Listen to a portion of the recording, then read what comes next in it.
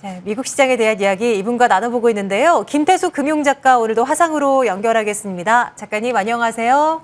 네, 안녕하세요. 네, 미국 시장에 대한 이야기를 나눠보고자 합니다. 오늘 밤에는 어떤 이슈들을 우리가 주목하면 되겠습니까? 네, 우선 지난밤에 이제 시장이 사실 초반에 그다지 좋지는 않았어요. 월요일날 중국 쪽 데이터가 너무 안 좋죠. 소매 판매, 생산, 산업 생산 다들 예상보다 낮았는데 지금 중국, 홍콩은 사실 굉장히 뭔가 눈치 보기를 많이 할 것 같아요. 왜냐면은 이제 11월 초, 10월 말이나 11월 초에 이제 20차 당대회가 있죠. 여기에서 시진핑 국가 주석이 3연임을 할 거냐 말 거냐 이제 이 부분이 굉장히 화두거든요. 그래서 이게 사실 전 세계적으로 지금 이게 굉장히 화두입니다. 왜냐면은 시진핑 주석이 69세거든요. 사실 물러나야 되거든요. 그런데도 요걸 이제 피해갈 거다라고 예상이 되고 있는데 시진핑의 국가 봉쇄 정책, 즉 제로 코로나 정책 이게 계속 될 거냐 아니면은 지금 서열 2위가 바로 리커창이라는 분이죠. 공산당 출신의 국경대회를 나와가지고 굉장히 정통성이 있는 분입니다. 그리고 자유경제를 표방하는 분이에요. 이 자유경제 때문에 이제 시진핑한테 좀 밀렸었죠. 공산당이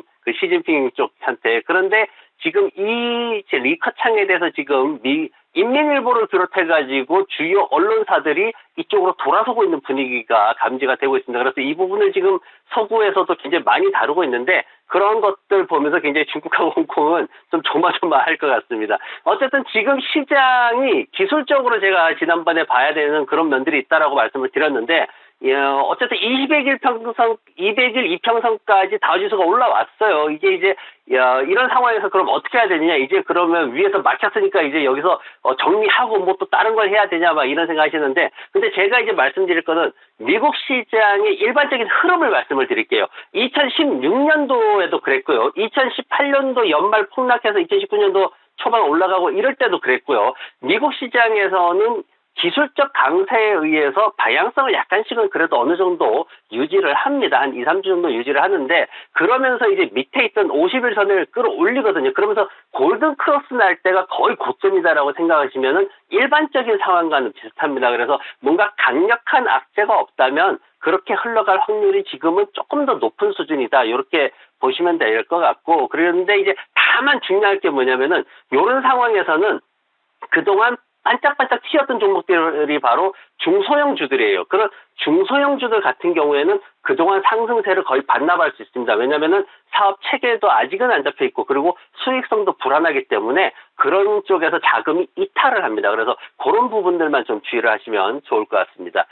경제지표 오늘 밤에 신규 주택 착공 나오는데 이만큼 감소할 것으로 예상됩니다. 하지만은 예전 수준으로 돌아가는 거기 때문에 큰 무리는 없을 거다 보여지고 아직까지 이 주택 시장이 소득을 낮추고 있다. 여기까지는 진행이 안 되기 때문에 그렇게 크게 무리는 없을 것 같습니다. 그리고 제조업 생산 지금 좀 제자리 걸음 계속 하고 있는데 이게 좀 늘어나야 되는데 지금 수준이 그러면 악재냐 또 그건 아니에요. 악재까지는 아니니까 그렇게 크게 영향을 미치지는 않을 것 같습니다. 그리고 설비 가동률도 지금 조금 증가할 것 같은데 이게 산업 생산을 전체적으로 늘리긴 하는데 제조업 쪽에까지는 아직은 좀 영향력이 미미한 상황이고 그리고 이제 소매 판매 지수 지난주에 급락했어요. 10.4%까지 바로 뚝 떨어졌습니다. 그래서 이게 정말 한 자릿수로 들어가 버리느냐 이 부분에 대해서도 조금 신경을 써야 되는 그런 상황입니다. 왜냐하면은 인플레이션에 의해서 소비자들이 지갑이 닫히느냐 이런 부분들이기 때문에 조금 신경을 써야 됩니다. 그리고 역시 이제 월마트, 홈디포 두 개 회사가 실적 발표를 하는데 엇갈립니다. 홈디포는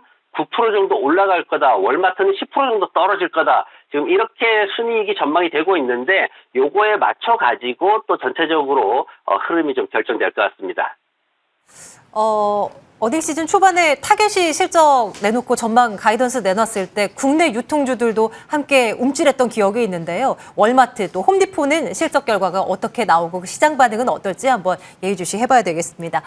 자, 이제 기업에 대한 이야기, 투자할 만한 기업에 대한 이야기를 좀 나눠보도록 할 텐데요. 우리 작가님이 오늘 꼽아온 유망주는 무엇일까요?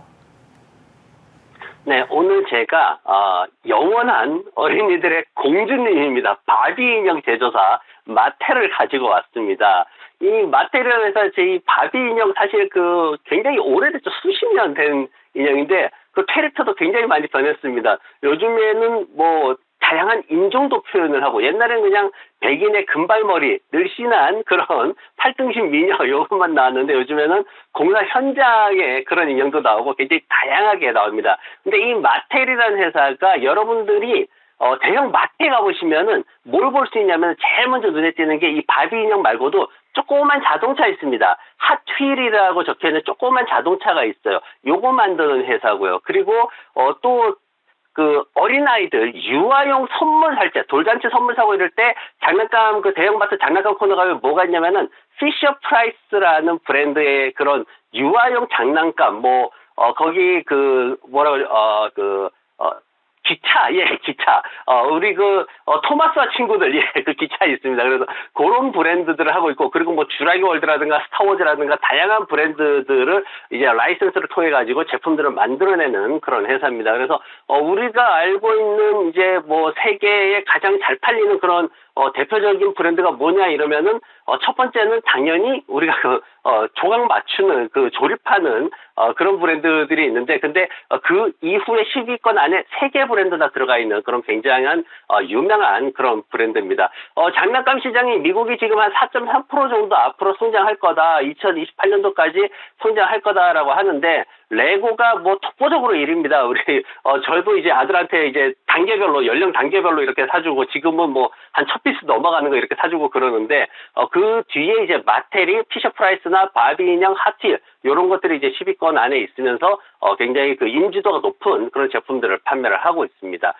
이 회사가 지금 제가 이제 표현한 게 뭐냐면은, 올해 주식시장이 폭락할 때 유일하게 가격대를 지켰던 회사가 바로 이 마텔이라는 회사입니다. 그래서 보면 23불대에 지금 가격이 형성되어 있는데 한 83억 정도 시가총액이 있습니다. 지금 중소형주에서는 조금 올라가는 그런 정도죠. 어떤 구분하는 회사에 따라서 좀 다르긴 한데 어떤 회사는 10빌리언까지도 이제 중소형주로 잡긴 하는데 그래도 일반적인 기준에서 봤을 땐 조금 높습니다. 그리고 거래량은 100만 주에서 300만 주로 왔다 갔다 하는 그런 수준이고 1년 타겟이 시장에서는 적어도 30%는 넘길 거다. 지금 이렇게 평가를 하고 있습니다. 그래서 이 회사의 이제 강점이 뭐냐면은 최근 4분기 동안 연속해서 시장에서 예상하는 수준을 주당 순이익을 모두 넘겼어요. 그러다 보니까 2022년도에 전체적으로 봤을 때도 매출이 7% 정도 증가할 거다. 순이익은 20% 이상 증가할 거다. 거기에다가 현금이 지금 5억 달러 이상 또 강력하게 버티고 있습니다. 그래서 지난 3년 동안 조금 매출이 정체되어 있는 모습이 있었지만 2021년도에 강하게 뛰어오르는 그런 모습을 보여줬습니다. 이 회사 차트 보시면은 전반적으로 이제 목표가는 32달러, 손절매가는 21달러 이렇게 잡으시면 되는데 추세의 기간 연장이 거의 마무리되어 가고 있는 그런 단계로 보이고 있습니다. 51선을 끌어올리는 중이고요. 그러면서 9월 중에 200일선과 이제 골드크로스 기대를 하고 있고 그리고 전반적으로 매물대가 조금 두껍게 있죠. 그래서 매물 소화 과정 거치면서 3분기 실적 기대감이 있기 때문에 4분기 소비 시즌 기대감으로 이게 연결해서 소비 시즌으로 연결이 되면은 앞으로 충분히 전고점도 도달할 수 있을 것이다. 그 이상도 갈 수 있을 것이다. 그렇게 기대감을 받고 있습니다. 마텔, 저 어렸을 때도 바비 인형 굉장히 많이 갖고 놀았거든요, 작가님. 게다가 아이 키우는 집들은 뭐 토마스, 피셔프라이스, 뭐 이 키워드는 무조건 그냥 머릿속에 다 꿰고 있는 집들이 많은데요. 이걸 다 맞습니다. 하는 기업이 바로 오늘의 이 유망주 마텔이었습니다. 기술적인 분석도 오랜만에 해주셨고요. 또 실적적인 부분도 기대할 만한 구석이 많은 마텔 우리가 눈여겨보도록 할게요. 목표가, 손절가 다시 한번 확인해 두겠습니다. 자, 오늘도 김태수 금융작가와 함께 미국 시장 이야기 나눠봤습니다. 작가님 고맙습니다. 네, 고맙습니다. 네, 마감 스트레이트 함께 하셨습니다. 오늘은 상승 탄력도가 많이 둔화된 채 좀 마무리가 돼서 조금은 아쉽지만요. 내일은 또 다른 움직임이 나타나겠죠.